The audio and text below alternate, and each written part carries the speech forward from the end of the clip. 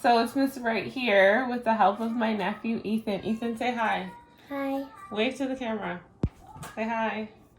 Okay, so we're going to show you guys the importance of washing your hands. So what Miss Wright is going to do is I'm going to put some pepper into the water, which is going to represent dirty germs. You need way more. You're going to dip your hand into the germ bowl. Good. Now take it out. Oh, you see all those germs? Now, Ethan, dip your hand into the soap. Good. All the way in. Dip it in. Dip, dip, dip. Good. Wash, wash, wash.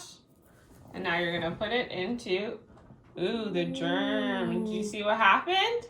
Do you see how the germs moved away? Look at because your you washed your barely hands. have any germs on there. You see how clean it is?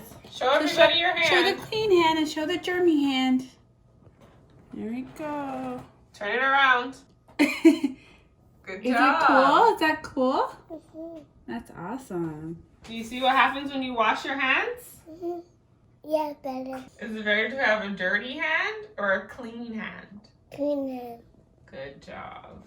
Please subscribe to my videos.